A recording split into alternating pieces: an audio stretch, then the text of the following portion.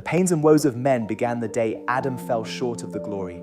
This was not the original vision of God for man. The vision of God for you is to partake of his nature, being divine and expressing his life. God called you to live in his life.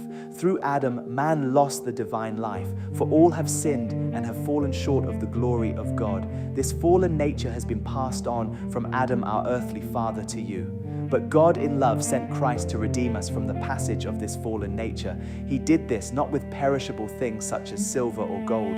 No, he did this with the blood of Christ. His blood redeemed us from the empty way of life you inherited from your forefathers. This redemption has ceased the passage. A new father and new life you have.